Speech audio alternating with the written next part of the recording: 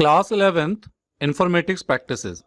पिछली वीडियो में हमने कवर किया हम किस तरीके से पाइथन पर इंटरैक्टिव और स्क्रिप्ट मोड पर काम कर सकते हैं। अब शुरू करते हैं पाइथन के कुछ बेसिक फंडामेंटल्स के बारे में। किसी भी लैंग्वेज को समझने के लिए जो शुरुआती स्टेप्स हैं, जो बेसिक नॉलेज हमारे पास में होनी चाहिए, तभी हम उस लैंग्वेज पे ठीक से काम कर पाते हैं। हम सब जानते हैं, अगर हम हिंदी की बात करें तो हिंदी में आ से लेके आ तक, का से लेके ज्ञा तक, इंग्लिश में ए से लेके जेड तक, न्यूमेरिक में 0 से लेके 9 तक, बाइनरी में 0 और 1। हर लैंग्वेज के अपने अपने कुछ डिजिट्स हैं, कुछ वर्ड्स हैं जो फिक्स हैं। इसी तरीके से हर प्रोग्रामिंग लैंग्वेजेस के भी अपने वर्ड्स होते हैं जिन्हें हम कीवर्ड्स कहते हैं। Keywords are reserved words. Each keyword has a specific meaning to the Python interpreter. Keywords जो हैं वो रिजर्व्ड वर्ड्स हैं, सेफ हैं केवल पाइथन के लिए, जो एक स्पेसिफिक मीनिंग रखते हैं पाइथन के इंटरप्रेटर के लिए। यहां पर एक वर्ड आ रहा है इंटरप्रेटर, तो हम सब क्लियर होगा, हमने पढ़ा भी होगा पहले, असेंबलर, इंटरप्रेटर, कंपाइलर। जो असेंबली लैंग्वेज को मशीन लैंग्वेज में कन्वर्ट करते हैं वो असेंबलर होते हैं। इंटरप्रेटर और कंपाइलर ये दोनों सेम काम करते हैं, हाई लेवल लैंग्वेजेस को मशीन लेवल लैंग्वेज में कन्वर्ट करते हैं।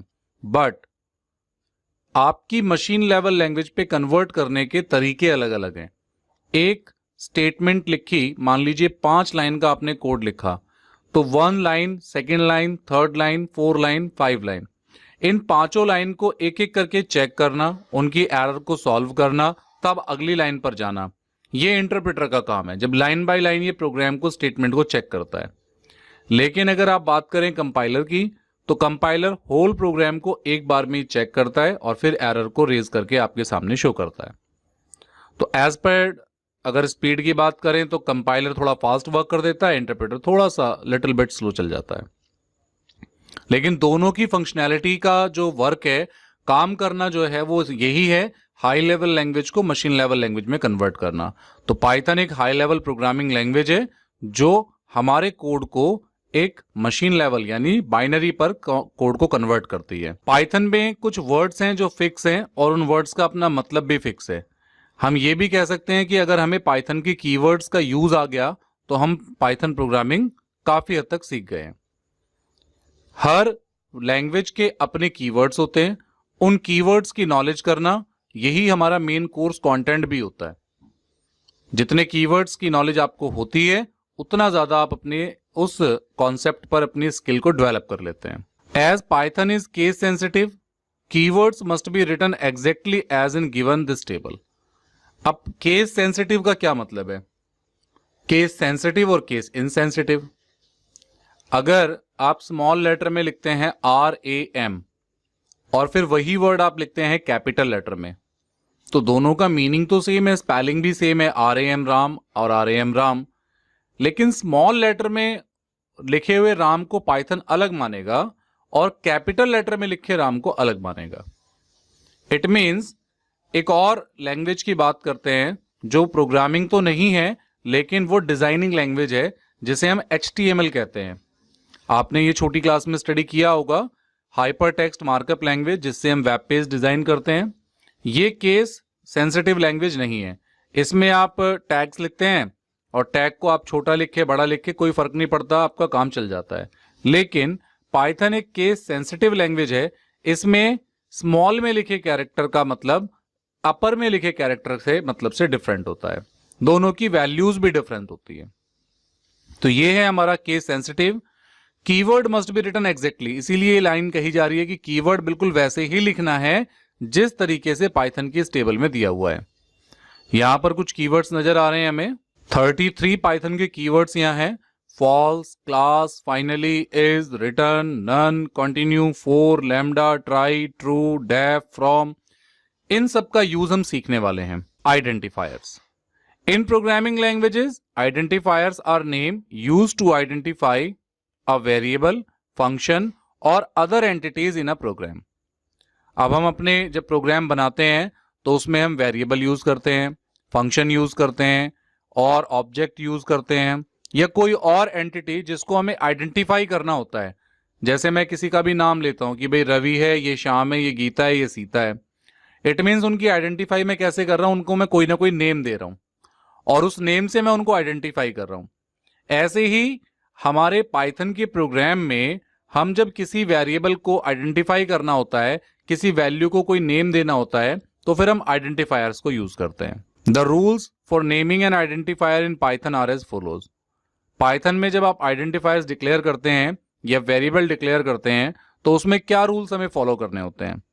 The name should begin with an upper case और a lower case alphabet or an underscore sign.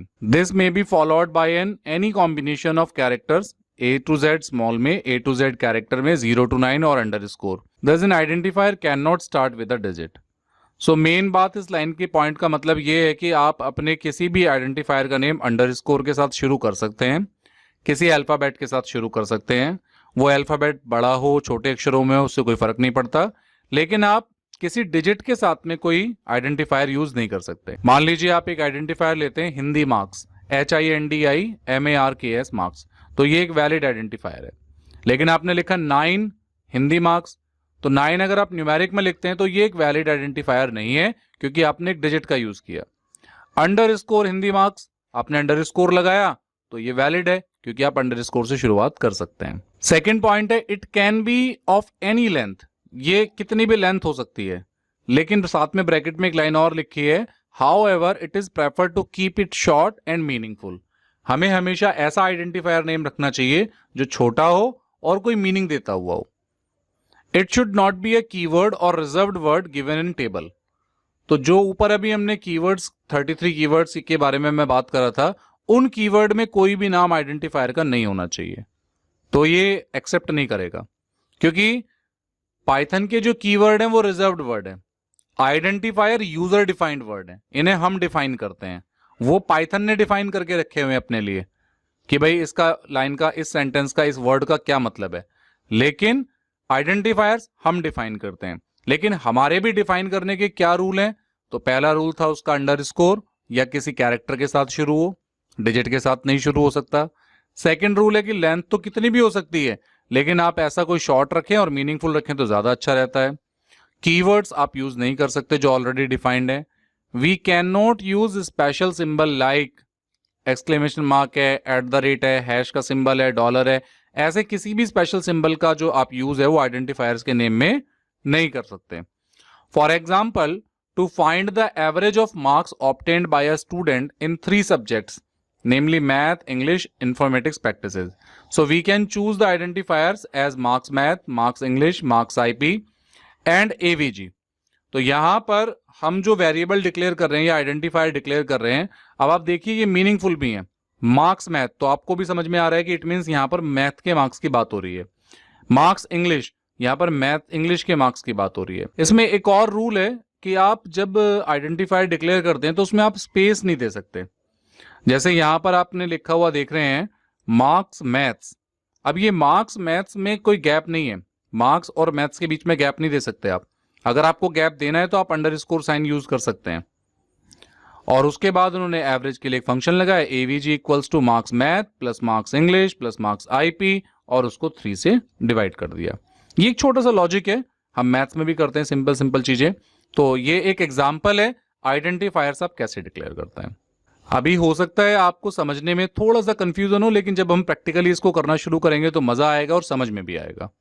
अभी भी आपको कुछ आइडेंटिफायर्स क्या हैं, सबसे पहले कीवर्ड जो रिजर्व्ड हैं, जिसे पाइथन ने अपने लिए रिजर्व करके रखा हुआ है।